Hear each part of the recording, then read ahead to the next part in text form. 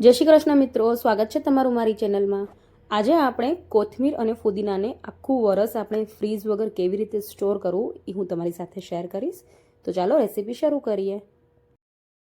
તો અહીંયા આપણને જો આખું વરસ માટે કોથમીર સ્ટોર કરવી હોય તો એના માટે આપણે જે કોથમીરના પાન છે ને એ મોટા પાનવાળી જે કોથમીર આવે ને એ લેવાની છે।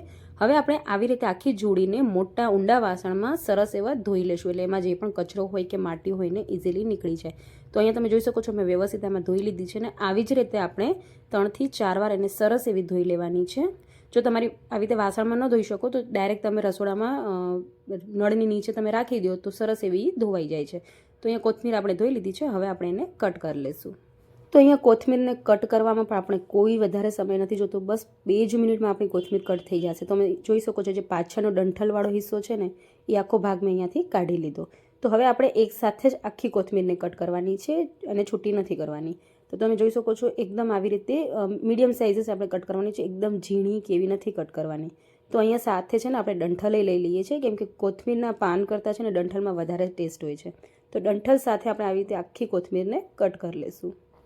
અત્યારે છે ને નોર્મલી કોથમીર ઘણી સસ્તી મળે છે, પણ જેમ જેમ ઉનાળો ચાલુ થશે તો કોથમીરના ભાવ એટલા બધા વધી જાય છે અને ઘણીવાર તો કોથમીર મળતી પણ નથી હોતી। તો આવી રીતે આપણે જો સ્ટોર કરીને રાખી મૂકીએ તો આપણે આખો ઉનાળો કે ચોમાસો કોથમીર સરસ એવી મળી રહે। અને આ કોથમીર આપણે સ્ટોર કરીને રાખશું તો જરાય કાળી નહીં પણ એકદમ લીલી તમે જોઈ શકો છો એવી જ રહેશે। તો અહીંયા સૌથી પહેલાં આપણે શું કરવાનું છે, પ્લેટફોર્મ ઉપર કે પછી પંખા નીચે તમારે જ્યાં આખો દિવસ પંખો ચાલતો હોય એવી જગ્યાએ આપણે આવી રીતે કોટનનું એક કપડું કે દુપટ્ટો પાથરી લેશું અને આ કોથમીરને આપણે આવી રીતે છૂટી છૂટી એને સૂકવી દેશું। તો 6 થી 7 કલાક સુધી આપણે આવી રીતે કોથમીરને સૂકવી દઈશું। તો હવે આપણે સાથે ફુદીનાને પણ સૂકવણી કરવાની છે। તો એના માટે આપણે શું કરવાનું છે, ફુદીનાને અત્યારે પહેલાં આપણે ધોવા નથી, એના પાન છૂટા કરી લેવાના છે। તો તમે જોઈ શકો છો, હું તમને બતાવું છું, ઉપરનું જે 3-4 પાન હોય ને એ તોડીને પછી તમે આ પાછળને એકદમ આવી રીતે ઇઝીલી પાછળની સાઈડ અને ખેંચશો ને તો બહુ જ ઇઝીલી બધાય પાન નીકળી જશે। જે ખરાબ પાન છે એને આપણે કાઢી લેશું। કોથમીરમાં પણ આપણે આ વસ્તુને ધ્યાન રાખવાનું છે, થોડા પણ ખરાબ પાન હોય ને એ આપણે કાઢી લેવાના છે। તો બિલકુલ આવી રીતે તમે જો ફુદીનાને પત્તાને છૂટા પાડશો ને એકદમ ઇઝીલી બધા પત્તા છૂટા થઈ જશે। હવે આપણે આ ફુદીનાના પાનને છે ને સરસ એવા ધોઈ લેવાના છે। તો આને પણ આવી રીતે હું તપેલામાં પાણી લઈને અને 2 વાર સરસ આપણે એને ધોઈ લઈશું। તો અહીંયા છે ને કોથમીર અને ફુદીનામાં સેમ ઈ સ્મેલ રહે, તમે જે કોથમીર અને ફુદીનાની જે સ્મેલ હોય છે સૂકવણી કર્યા પછી પણ જો સેમ એવી સ્મેલ રહે ને તો એના માટે આપણે છે ને આને તડકામાં નથી સૂકવવાનું। હા, પણ જ્યાં એકદમ લાઇટ ઘરમાં ક્યાંય બી તડકો આવતો હોય તો એ જગ્યાએ પણ તમે આને સૂકવી શકો છો। તો સેમ આવી રીતે મેં પાછું કોટનનું કપડું પાથરી લીધું છે ને એના ઉપર આપણે આવી રીતે છૂટા છૂટા ફુદીનાના પાનને પાથરી લેશું। તમે પંખા નીચે પણ રાખી શકો છો અને કાં પછી તમે પ્લેટફોર્મ ઉપર બારીમાંથી આછો તડકો આવતો હોય તો તમે ત્યાં પણ રાખી શકો છો।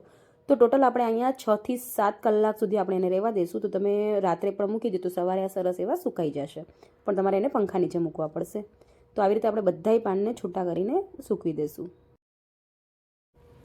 તો અહીંયા તમે જોઈ શકો છો કોથમીર આપણી સુકાઈ ગઈ છે, હું તમને બતાવી દઉં। તો અહીંયા મેં થોડીક વાર માટે એને આછા એવા તડકામાં મૂક્યું હતું, તો તમે જોઈ શકો છો સરસ એવી ક્રિસ્પી એકદમ કડક આપણી કોથમીર સુકાઈ ગઈ છે અને કલર તમે જોઈ શકો છો સરસ એવો ગ્રીન કલર જ છે। તો બસ આવી રીતે આ કોથમીરને તમે કોઈ બી ડબ્બામાં સ્ટોર કરીને રાખી શકો છો।